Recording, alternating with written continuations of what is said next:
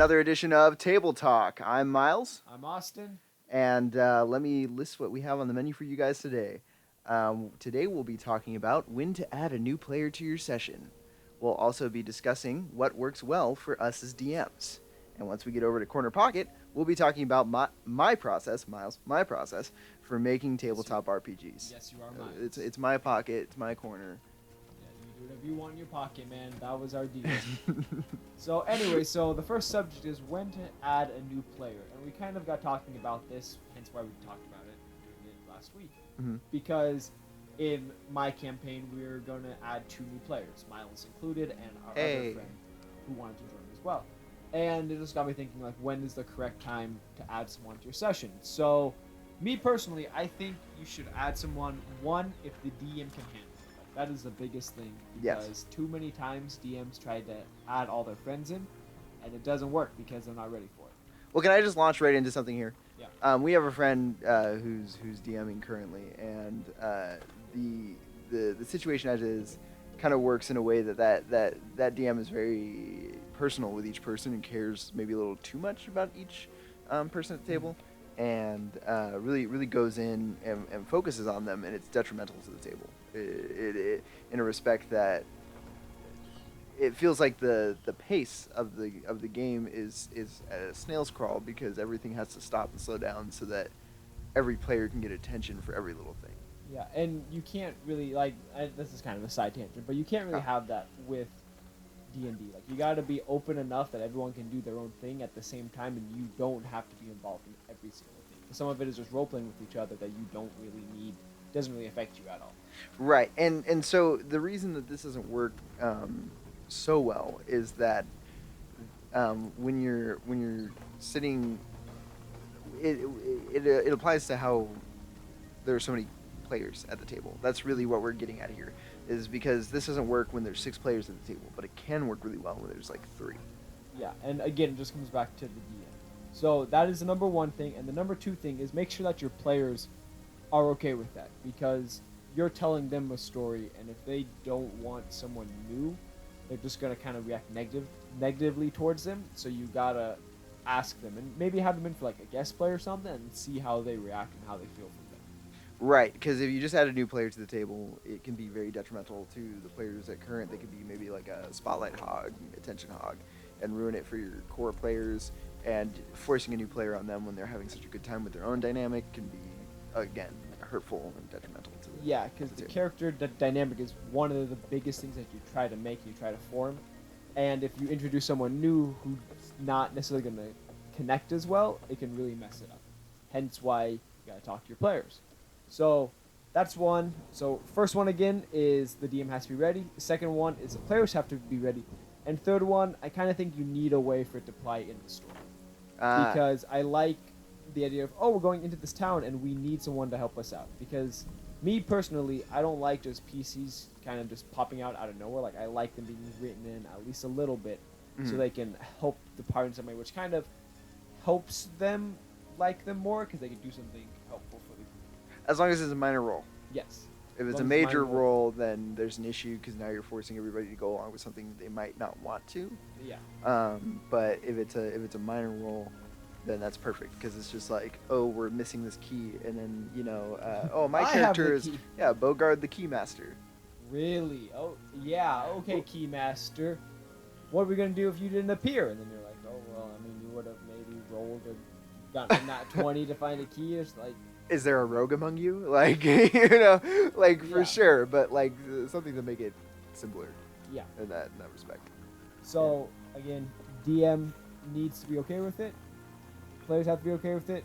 Stories have to be okay with it. And then other than that, I don't think there's really any issues to adding someone new. Well, I'll mention one other thing Okay. on the DM side. It's kind of an aside. The only other thing, I wouldn't put it as another, 4 or whatever, but it would be players trying to add players to the table. Players will invite players to the table, and it's kind of like players talk to your DM. Make sure it's okay. Yeah, don't just have someone show up with a character sheet and be like, I'm playing now. Because that drives me insane. Right. Well, and even putting pressure on a DM to get your friend into your campaign, that's there's a story they're trying to tell, and maybe they can't manage that many people, and I've had it where somebody else was coerced into a session I was running, and it made it harder for me to run the session. And it made it harder for me to enjoy it because it was a person I wasn't familiar with, and it was kind of like hard to Yeah, you can kind of play around them. make it tough. And then, so something that I've been doing in my sessions is because I have my standard 6 people now, but I've also given them opportunities to invite people to come and kind of try out D&D, because we're trying to grow our friend group of D&D friends to kind of have more people to play with us, more people, if other people want to run campaigns, that they can jump off and do their own thing. Right, split into different groups, so then there can be more interesting, Yeah, because we've kind of been stuck with the same people. Okay, maybe not stuck. Kind of I wouldn't say stuck. But yeah, we have had the same group consistently for a long time. Yeah, so to introduce it to these new people has been good. Yeah. But so I have this thing in my campaigns where if you bring someone to a session, I'll give them loot, and so they'll get like a very minor thing, but it's an incentive to. It's enough of an incentive that they want to bring someone and kind of talk to them and really introduce them. And I've had 2 people so far, and they've all loved it. And then like in the future, I can be like, hey guys, other new people, maybe I start running a separate session. Maybe my friends want to run a separate session with them. Like it just kind of helps grow the D&D family a little bit. Yeah, I like that, honestly. Shoot, what was I gonna say? Me joining your table. Yeah. I try to actively participate a little bit less because I realized like they're like the core group, so I didn't, especially when I was a guest character. Yeah. That's kind of the etiquette if you're going to be a player who's added. Like, don't make the spotlight yours. Like, let the core group do their thing, and then just show up and do like a cool thing now and then. Just help them out. Do a couple of cool things, and then you'll be good. Yeah, don't swipe the mic from the party. Yeah. So there's really not like a best time to add new players because it's such a up in the air kind of thing. But follow those 3 steps, that kind of etiquette to getting players into a party, and I think you're all clear. Yeah, I think just figure it out with your DM, get it solid, and really adding a new player adds such a new dynamic, and it can be so much fun. But it has to be done the right way where it wants to work with itself. Right, take those steps. Definitely take those steps, because if you don't take those steps, you're gonna it could potentially go the other way. Adding a new player can add so many new heights and like refresh the whole group if the group's feeling stale. Yeah. But adding a new player can really ruin the group dynamic. I mean, I've actually been in games where I've been the player who got added, and it felt ruined. It felt like I was kind of like an interloper. You don't want your character feeling off from the get-go. Yeah. So as long as it's not forced, I don't think. Yeah, because it really sucks to be the player who's alienated too. Yeah, like it's not a good feeling to not be able to talk to people in game because they hate your guts from the get-go. Exactly. Imagine your friend invites you to do this really fun thing, and then you go to the table, and the DM's like, "Well, I didn't want a new player," and then all the other players who aren't your friend are like, "Well, I didn't want a new player." Yeah, but then you play anyways, and they're all like, "Oh, you know what? We're just gonna screw this guy over and ignore you, or what have you." So you need a good aura, I guess, about your D&D, just where everyone can feel included and not feel bad about it. So, yeah. Everybody's got to be vibing. They got to be on the same level. Yeah. So.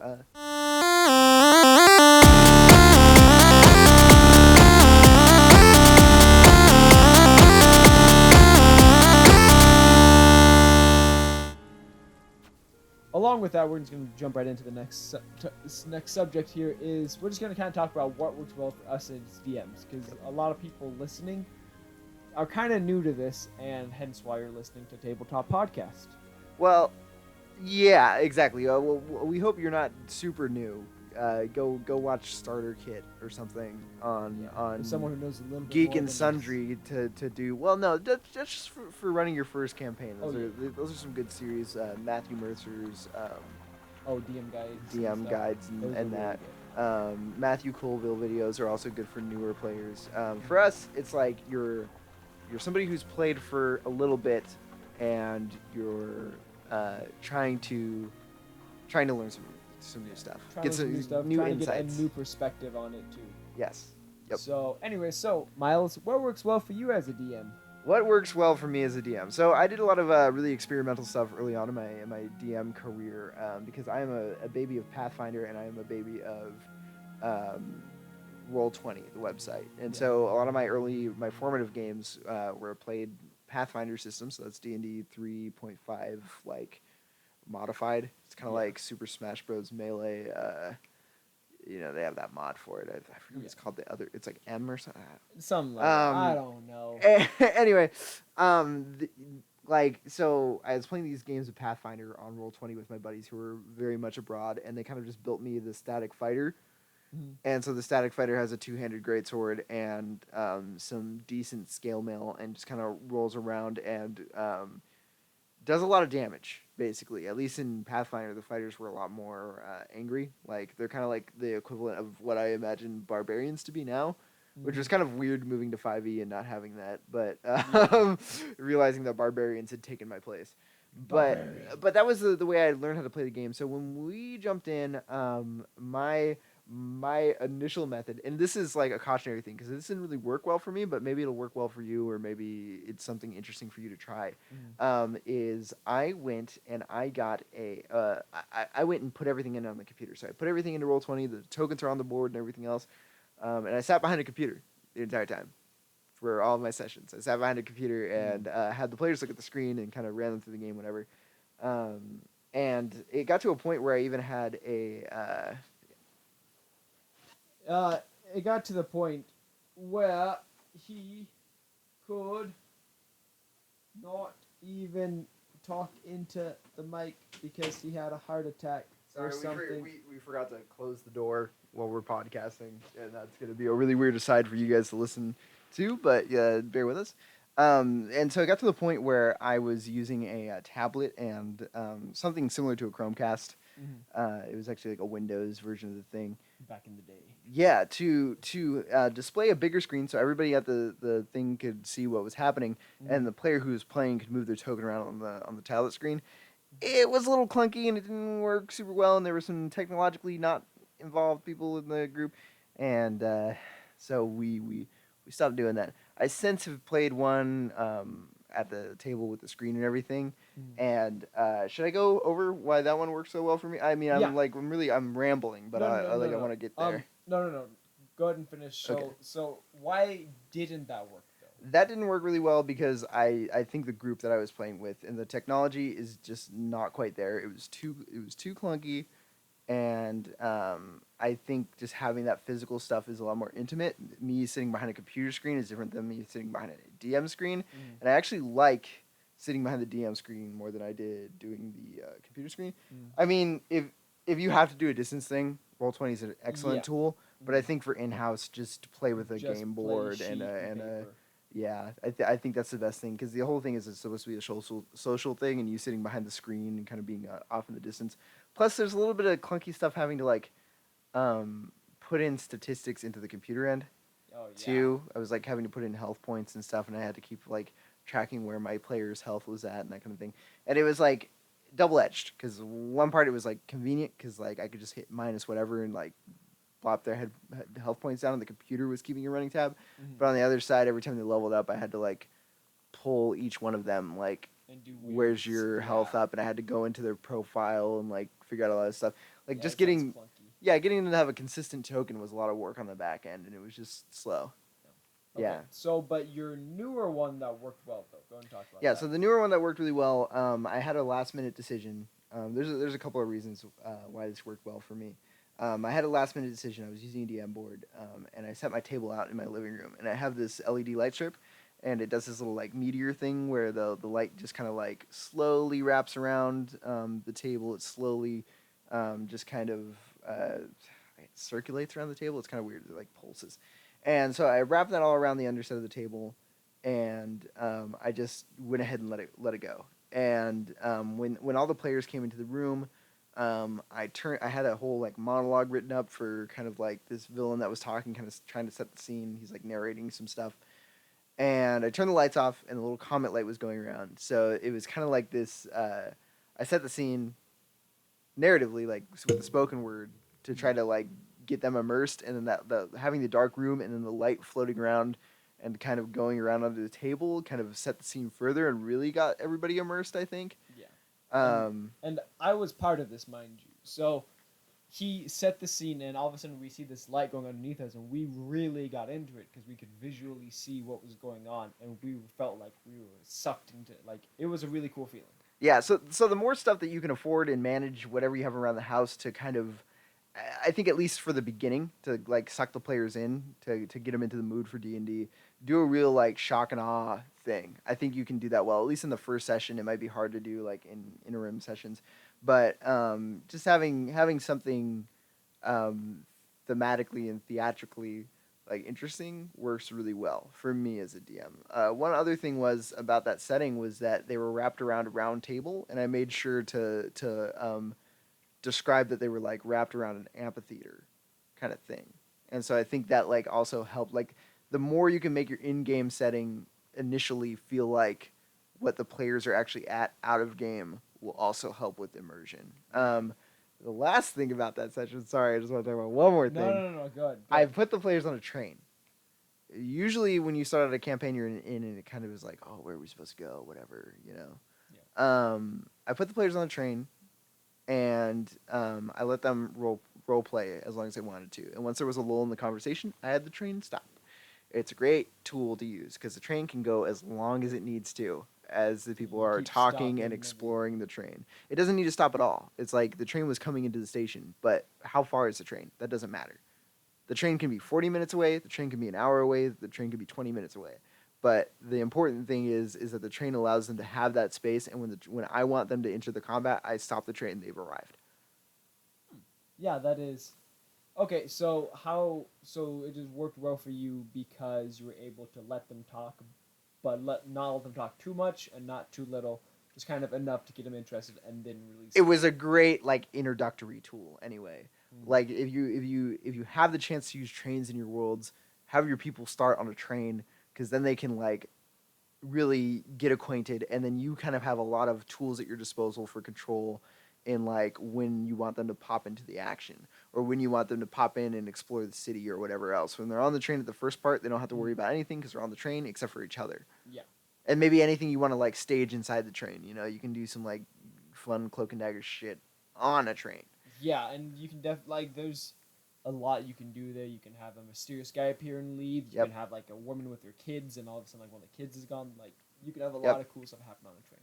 Yeah. So that's I mean that's a weird specific use case, but that's kind of at least scratching the surface. That's what works well for me as a DM. Outside of that, I'm combat focused, but I've held on to the mic so long. I wanna hear you. Okay, well, okay. No, so what works well for me because this little backstory for me is my first session. It was a superhero D&D, but the The first one you system, ran? the first one I ran was Oh, superhero D&D.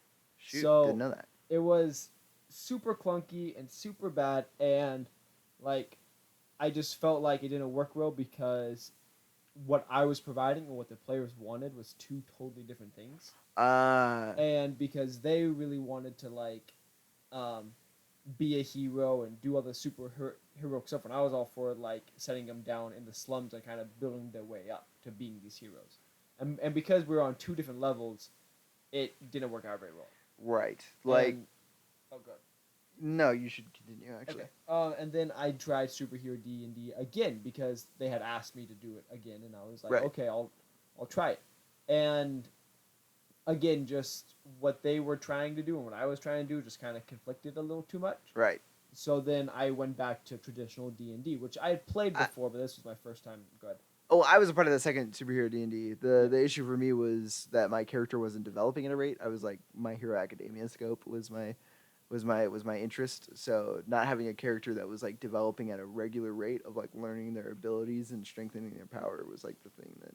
Sorry, Yeah. that's a total aside, but No, it's fine. going to And then going into D&D sessions is, I think, learning how to deal with one difficult players and two how to like balance what the players wanted and what I wanted, and just being able to kind of fill a space, and along with that kind of ad-libbing stuff because I did have a bunch of players who kept doing stuff that I didn't expect, and I had to kind of frantically design an encounter, or frantically design Oh. what a player wanted, or what a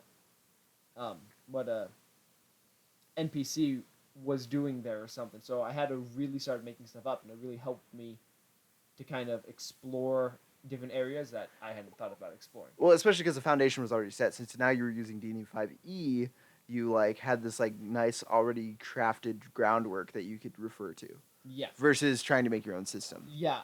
So I mean, because I thought the system was gonna work well, but because it didn't, and they didn't know the extent of their powers and stuff, it just was a bad combination.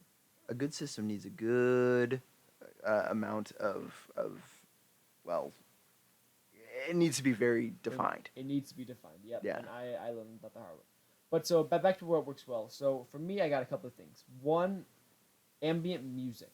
Like I really like using music in my campaigns to kind of set the scene, and even if it's something minor as like, oh, D&D music on YouTube, and you just play some of it, having that helps draw players in, and I've had every player say how important that was to keeping them immersed. Just as a tip, World of Warcraft music for yeah. the different regions is really good for ambient noise. I think Yeah. Matthew Mercer also uses that. Oh, so, really? Yeah. Yep. Okay, so for me, music, and the second thing is making sure that there is sufficient time to roleplay, because I like it when the players talk amongst themselves and kind of develop that relationship. So don't take that away from the players. Right. Kind of let them do their own thing and don't force anything down their throats. Okay. Okay, so that kind of goes into into one of my other ones is have your story in place, but don't necessarily force it until they do something that causes the story to be forced. I.e., if your story is to summon the great water god, and they destroy a tablet that is going to start summoning him, then you can force your story. But don't force your story beforehand until they're either super engaged in it or until they do something that causes the story to happen.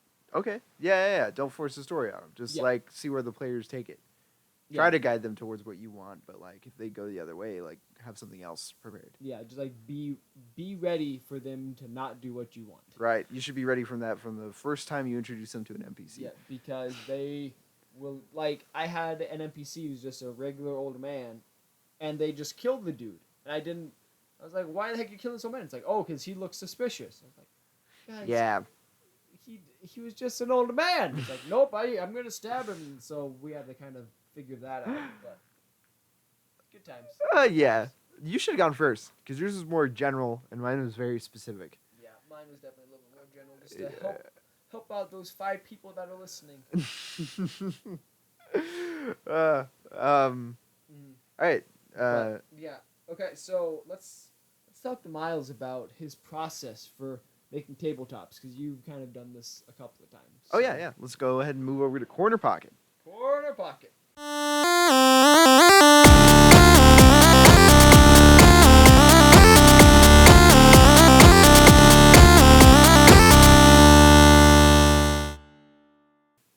Okay, so welcome to Corner Pocket, everybody. Comfortable back here again. Wait, are we still in the rocket ship, or are we? No, we've since returned to Earth, and we're back cozy in the pool table, stage prop setting. Remember, we're in a literal corner pocket. So We were in a pool. it's got that comfy felt. No, not a water pool. It's a pool table billiards. Oh. Okay, so go ahead. So your process. Yeah, well, this actually ties in really well to what we were just discussing on your end, anyway. Because we talked about how the superhero D&D didn't have a really great rule set. So now you and me both are currently working on 2 separate systems. Are you comfortable naming yours? Yeah. Because I'm going to name mine. So mine is called Scrappers. It's kind of going to be a branching path system, very much built off of skill trees, and you level up as you fight. So each time you fight, you learn a new ability. Go ahead. Yeah. Well, so mine's actually pretty similar to his, but mine's still in its infancy stage. But it's called the Bombero system, because Bombero is Spanish for firefighter, and I wanted to go back to old school, like who was my heroes as a kid? They were firefighters. So, but mine's gonna be more like D&D-esque, where you get to that level up, and then you can kind of apply your points to kind of what you want to do. It's still in its infancy, mind you, but it's getting there slowly but surely. Right, mine just has a strong outline. It's also quite in its infancy. I'm really there's a guy on D&D. He's a part of the Wizards of the Coast team, and he's on a lot of those podcasts with Matthew Colville. I'll try to find a link for something that he does. Um, he talks about in one of his videos. It's less about what you're actually doing and how it feels what you're doing, right? So there's a lot of classes that can do the same thing in D&D 5e, but they roll different dice. And since they're rolling different dice for the same thing, it feels like my version of doing the thing is different than your version of doing the thing. And I find that really interesting. Actually, the way that works in Scrappers is to differentiate weapons versus martial fighting with your hands, like hand-to-hand unarmed combat. Unarmed combat is based on your character's strength, and the more kind of points they have into strength, the more dice they get to roll. So it's all random variable, but you are consistently growing, and you consistently get more dice to kind of deal out damage with your martial abilities. With a weapon, it's less about who your character is at its core, and more about what strength you can tease out with the weapon. So you learn new techniques with the weapon, but your strength is always going to lie in the weapon. So you're not getting new dice. You're getting a modifier that goes along with your strength. And so it's going to get static at a certain point. It's going to stop growing. But you're going to get better and better weapons. So that's how you grow. So on one end, you're growing yourself. On the other end, you're learning how to use a tool better. And so that's just a good example for how to make similar things feel different. Like basically by the way that the dice are rolling, the martial artist is going to roll like 20 dice, but there's a chance they can roll like 20 damage for the 20 just dice. Do 20. Exactly, the sword one's guy all. Could roll a couple of dice. The sword guy's going to have a lot more consistent damage. Yeah. Yeah, but maybe not as high yields. Yeah. So, so why did you decide to do it that way though? I was playing with this system that I was making called Tome. It's based off literary books having some kind of magic power, a la like Yu-Gi-Oh! Dual discs, but like using good times, my friend. yeah, Good times. using like Ishmael. What's that one called? The white whale one. Oh, Moby Dick. Using Moby Dick, and then like being able to like summon Moby Dick or like a harpoon or something. Yeah. And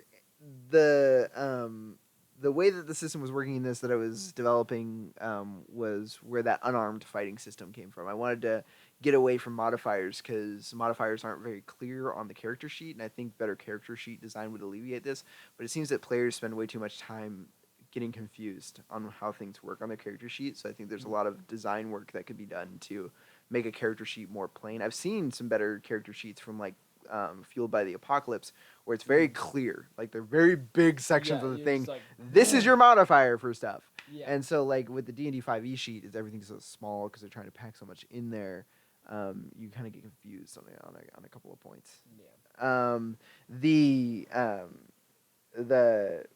Well, so yeah, that's why I decided to do that because I was testing that system of just rolling dice and not adding modifiers, and I was like, oh, this still has a place for this new system. I've since scrapped the Tome system. It is now a subsidiary, a subsystem of the Scrappers system. It goes under the Mystic skill tree. The Mystics. Yeah, that's just one example of game design. That doesn't really go into my process. I thought that was a good thing to mention. We've been so brief on our other subjects. I hope you don't mind. I hope you don't mind me going a little bit longer on. Nope. I'd be more than okay with you going a little long on this. So I'm gonna cozy into my seat and get ready. Go ahead. Yeah, we're ready. Yeah. So I'm just gonna add in on that. Oh, go. That part of what makes a tabletop RPG fun is playability. Yes. So don't overcomplicate it. Because then there's too much looking at your dice, what it can do, instead of just being there and enjoying playing with your friends. Well, yeah. So people already think that D&D is complex and like tantamount to rocket science. Like it's that same level of complexity. Like people look at D&D and they're like, I don't want to mess with that because it seems really complicated. 5e is super simple, so I always strive to make things at least as simple as 5e. Things seem complicated because there's a lot of options.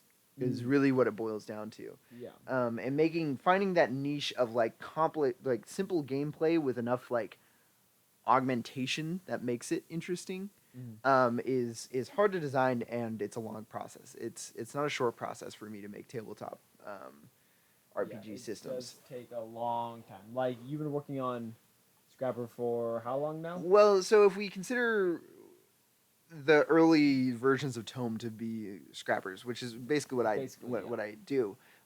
It's been since last year around this time, I So believe. about a year you've been working on this. Yeah, this latest iteration, I've been working on Tome for 2 years. And the first version of Tome had no rules. Second version had very simple rules, and the most latest version had the most complex rule set. It was very defined rule page. It was like 60 pages. It wasn't as much as D&D, but I was going for that simplicity. Yeah. And so now that it's evolved into scrappers, I'm still kind of working on where that will go. But there's definitely it's at least been a 1 year process for the most recent iteration, Still quite a long time, but and it's quite far away from being done. There's a yeah, lot it of playtesting left. takes a very long time, and I cannot wait for the playtesting. Yeah, so we're trying to get some playtesting going next month or the month after that, so we might talk about it here on the podcast. Yeah, I mean maybe we'll record and post it or something. I don't know. Oh, that'd be interesting, kind of a side thing, Yeah, kind of like adventures an from the aside. campaign. Anyways, Um, yeah, it would be a lot of fun just to kind of test this out and kind of see how it changes from like now to maybe in like a couple months, just to see how it changes and develops. Right, because I am asking for a lot of like input from my players, and it's going to be very much in flux. I'm not really set too hard on any of the rule sets, but it should prove to be interesting. I'm liking the way the system's coming along. But Yeah, it'll so be fun. my process. Props. My process is watch a lot of Matthew Colville videos. First, you have to seek inspiration. Inspiration is always the beginning of the process, and you have to have motivation.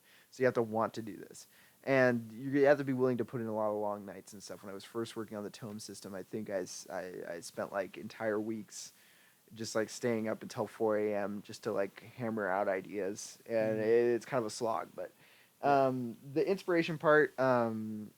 Can be a double-edged sword because when I was first developing games before I started making rule sets, I was really trying to work off of D&D or sorry anime.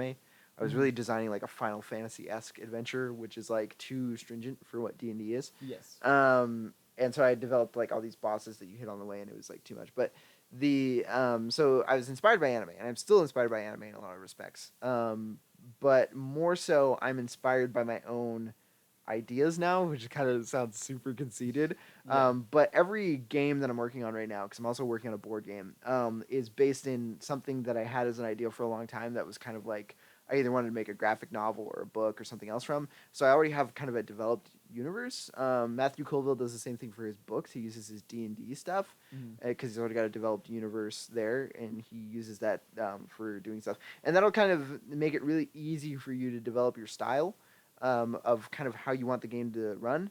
The second thing when you're developing a new RPG is like understanding your audience, kind of. It's like, are you making this for yourself? Are you making this for a subset of people that you think will have the same interests of you as you, or are you making it for a specific group? I started making Tome for our group specifically. Yeah, because we have a lot of literary people involved here, and they all like books, and they all wanted to do this. And you also wrote a short story. You and one of our other friends wrote a short story. I wrote a short story on Okay. Tome, which painted a lot of the ideas for what that game ended Yeah, up so you being. kind of based off your own ideas that you already made, and you just wanted to kind of expand upon that. Yeah, and it's been a great, like, more than anything, a great thought project on hey, we've uh, it's a great thought project on, hey, this is what this game could be, this is the limitations of the system. And when I originally made that game, it gave the players too much power to be creative in a way that there wasn't like a set rule set. And so it's kind of hard making stuff that works from a book because there's so many options, and there's so like you can't make a theme around so many themes. It's Yeah. like it's difficult. So there were issues in that one, but that's the second part. Know your audience, and Tome worked really well because our audience was like book based people. So like Yeah, everybody had a lot and of they all interesting. really wanted to do it. They all wanted to make it work. Yeah. Or help kind of make it work. Right, and it worked to a degree, but never to kind of the level I wanted it to. And then I started making a system where I was like just writing the spells, like D&D, like poison spray, that kind of stuff. But like specific to the different books that I had on offer, and I was like, this is way too much work, and it's like the other people at the table aren't going to get the same book references and stuff that I get because it's like it's not an easy thing. Like it's a commitment to read a book. Yeah, it does take a while. Yeah, and well, it can. Yeah. It can go really quickly too. It depends on what you're reading, Yeah, I your mean, because interests. I read a 300-page book on a flight to Seattle and back, and I busted out like in like there and back. Like I wanted it that badly. So, Right, and that depends on interest. yeah. And I guess maybe that's even the next thing for my process for making a tabletop RPG. Like, what's the interest? What like I've never written a rule set for how a DM should DM their thing because I'm like new to DMing and stuff. I just kind of worry about the rules. But you have to like have the player's interest in mind when you're developing a system. And so like once you know your audience, it's like what does your audience want? And so basically what it's boiled down to for me, which like, kind of plays back into my what works well for me as a DM, is like just kind of a stylish space, you being immersed in the space, and allowing them to play the character that they're playing. Like just stay out of their fucking way. is like is let them enjoy it, let them have fun with it, but keep them in character. Don't just do a bunch of memes and jokes and stuff the whole time.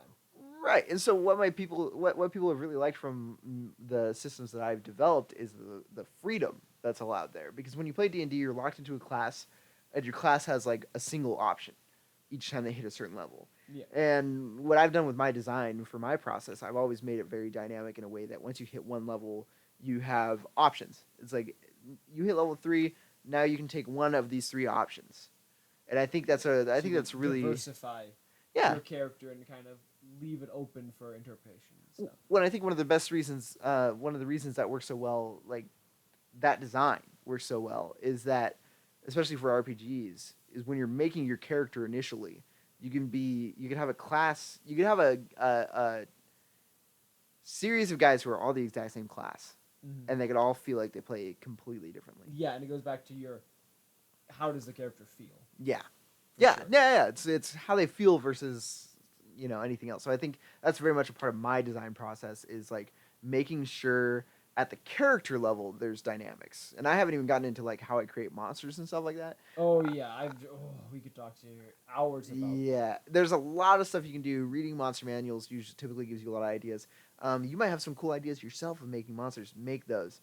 But when it comes to playing NPCs, when it comes to making monsters, enemy types, anything else, stick with simplicity.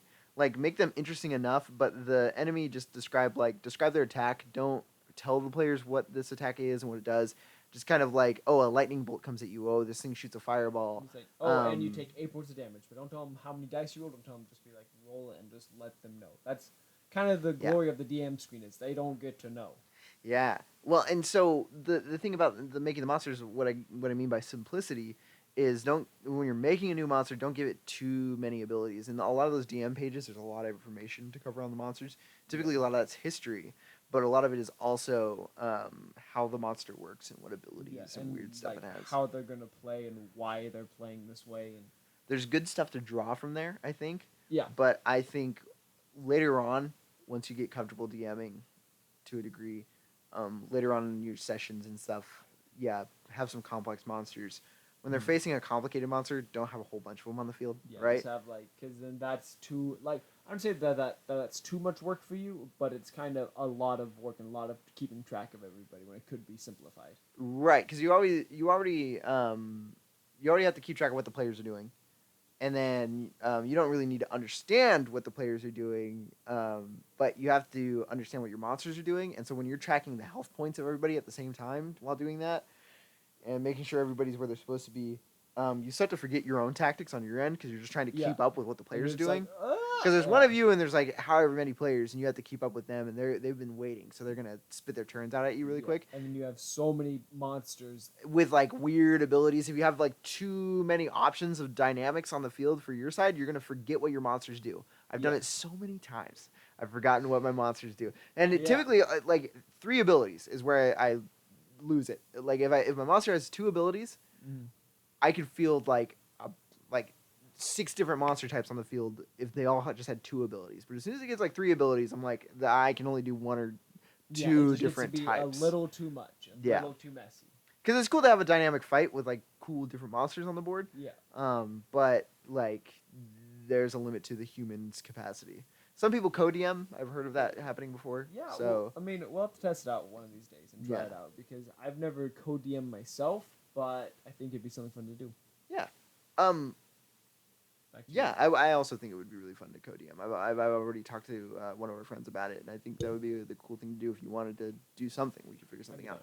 Yeah. There was one last thing I want to talk about in my process for making tabletop RPGs anyway, is what like I kind of touched on it before, but I want to reiterate, making it dynamic for the player end. I always design my tabletop. I spend a lot more time on like the class systems or whatever than I do anything else, Mhm.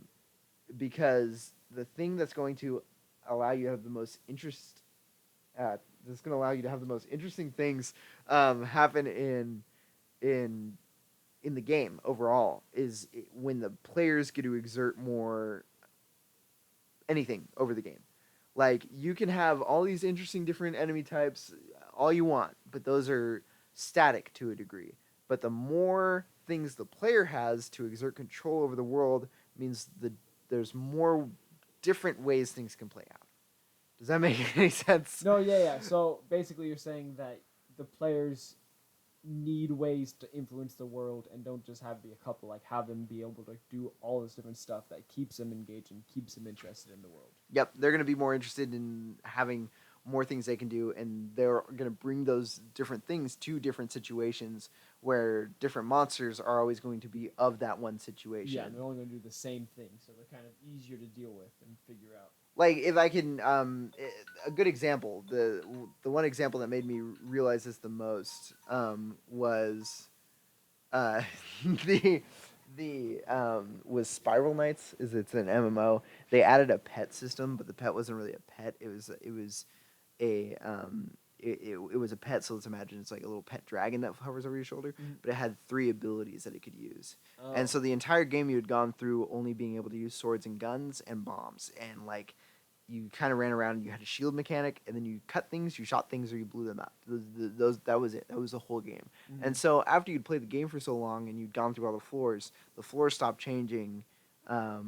But you always did the same thing through them, right? So you got like more powerful weapons that worked for a while. Well, adding that little dragon pet changed all of your strategies, because now you could like have the dragon do this little strafing around fire attack, or like shoot a fireball for you while you're cutting stuff.